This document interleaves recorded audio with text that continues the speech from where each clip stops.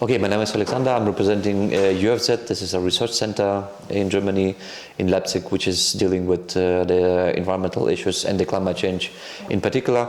As part of this project, we were responsible with our team. I'm not the only one who is working on the case studies. We were dealing with two cases, one in Saxony, another one in Saxony-Anhalt. It's like let's say the neighbor federal state. The focus in both cases was different because in case of Saxony, we were looking more precisely at the homeowners, and in case of Saxony-Anhalt, we are still looking at the farmers as the main focus area. My name is Christian Skeie. I'm a research scientist at SINTEF in Trøndelag, Norway.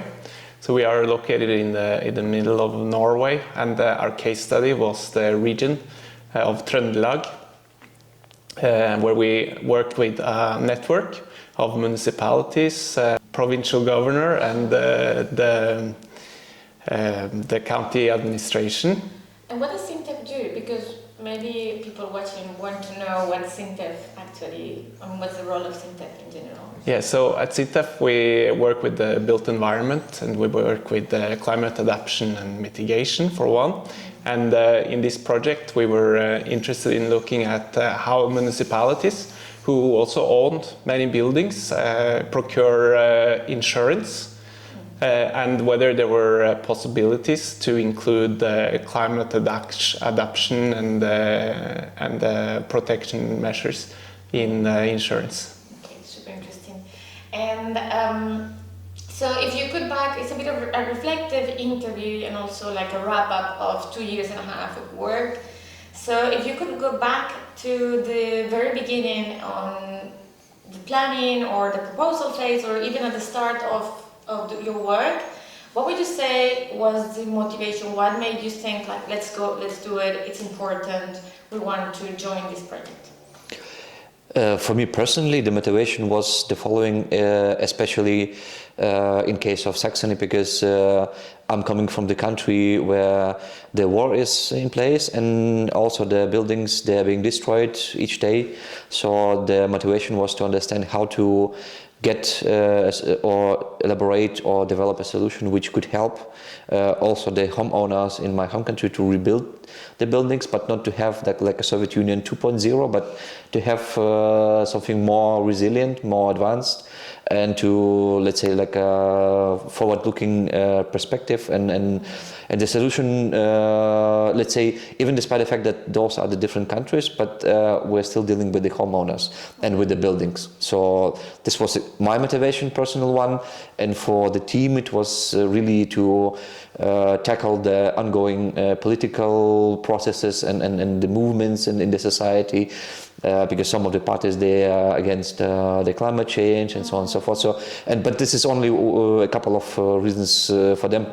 Maybe they could tell you more, but for me it was the following motivation. And you also have some leverage already with insurance sector, right? You have existing relationship with them. Yes, because we are in contact with different insurance companies, insurance brokers, and we are trying to also replicate best practices from Bavaria. This is another case study where they should elaborate and propose, offer best solution for farmers. And we should test and implement it in Saxony-Anhalt. So this is Allianz Agrar and Genie & Co. And the colleagues, I think, from Genie & Co. have already provided some inputs. So we are in contact, we are collaborating, we are supporting development of identification of the solutions jointly. Yeah. And for you, Christian?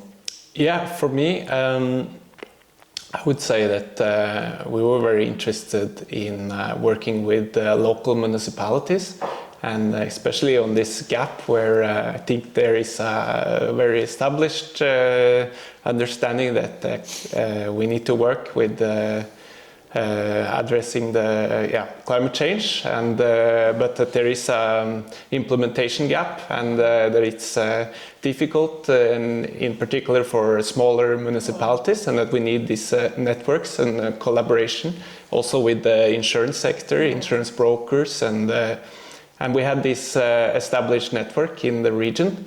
So it was a good opportunity to look at whether we could focus more on the procurement of insurance and property insurance at the municipal level. And I think that that's quite interesting because it breaks, in a sense, or it adds the dynamic to different case studies, because a lot of the case studies are either property, either nature-based solutions, or farmers. But at the end of the day, we're always looking at the end policyholder or the end person, right? And then in this case, we are looking at the next step after that, which is also the public spaces and the government, right? Like the government buildings and procurement. So that's also very interesting. If you were to say something that was maybe a premise that you came with at the beginning of the project, because theory is different to practice, that proved different, or maybe something that happened that was unexpected, what would you highlight? It's a good question. Just one example, maybe from Saxony, because from the very beginning it was written down in the project document, in the product, that the behavioral barriers, they are the most important on the way to close the climate insurance gap and to increase the resilience. But what we found out, that in reality there are different barriers, let's say other barriers on the ground, but we were able to identify them only after we started to talk to the stakeholders, to the providers of certificates, to the regional government representatives. So it was really about the money. So the homeowners, they were looking for not only for solution but also for the resources that could support implementation of these activities. And behavioral problems or barriers, they are there, but it looks like they're on the second place. So first you have to solve another problem. Let's say to channel the money to the homeowners, and then you can see where you have this gap remaining, so you can close this gap additionally with the next activity, which could be also behavioral tactics or some behavioral solutions, just to be short. Yeah, in our case, given that we all agree that we need to act, we were probably quite optimistic and thought that we could have many municipalities experiment with their purchases of insurance and to include these new mechanisms. And we found that was more difficult than expected. And there are several reasons to that. One is that the insurance is often bought in bulk. And it can also be multiple municipalities buying insurances together. But that also showed us why it was valuable to work in this network with multiple municipalities. And one thing that happened during the time of the project was that a new national law new regulation was introduced that public procurement should include a 30% weighting of environmental or climate aspects. So most actors would interpret that more as like climate mitigation and CO2 emission reductions, but that also shifted our discussion to whether climate adaptation and measures to prevent could also be included in that 30% target. So that was interesting. Okay. And was there anything that you learned that was like an uncomfortable lesson or a humbling moment?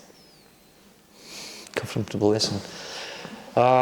Maybe the, let's say, the unique, not the silver bullet, but the solution that we found, like a common solution for several cases, and for me it was very interesting to hear also from the Norwegian colleagues that they also went the same way, but without even talking, like discussing with us. But at the end we let's say implemented almost the same solutions. For example, the Valencian case, they asked us to support, the youth said to support, and what we offered to them was exactly what the Norwegian colleagues did in their case. Unfortunately, we had no opportunity opportunity yesterday to highlight these solutions.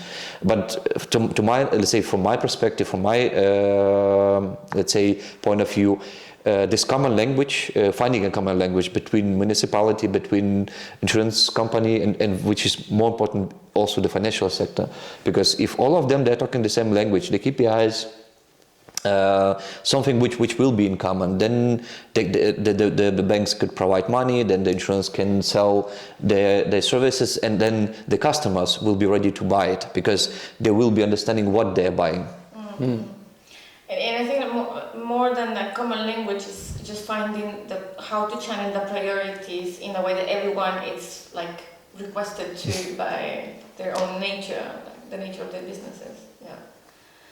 And if someone in the community, let's say Mid-Pradap, let's say the research community, or even the insurance industry, were to develop on your findings, on your work, what would you tell them to do? What would you tell them to do? Maybe it's use this KPI, develop it better. Maybe it is, we need to work more on the trust, or we need to work more on the financing. What would it be? What would you tell them to do?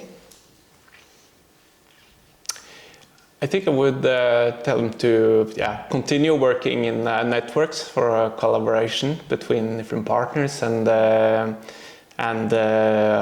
not in silos in one municipality at a time, and that they could explore and continue working with this new national regulations for public procurement, and also in the EU, the taxonomy, and to see how that can be used to achieve these goals. Let's say very short, a quick statement. The dialogue, climate resilience dialogue, was really like a very helpful tool to help us to talk to, let's say, to the key stakeholders and to make them talk to each other. Because regardless of what kind of solution are you working on, KPIs or maybe some insurance products, new products, you should talk to the client first. But let's say you never know that, let's say, from the perspective of let's say the normal process, you think that there are only two parts, but in fact it's a multi-stakeholder dialogue and the process, and everybody should sit at the same table, not even once. What we saw in Valencia, we did, I don't know, maybe 2 or 3, and then a lot, let's say, way more dialogues took place, even just like more internal and more like cameral, like just to start talking. So this is my statement. Thank you. Anything that you want to add to close? No, it's a good chance to meet people from different countries, to exchange ideas, and to see what's even more enjoying for me, to see that what you are thinking about, it's not like your unique idea. Somebody else is also thinking the same way. So just start talking, and you will see that you have like people with the same perception and the same like principles that could be like used and to implement something valuable.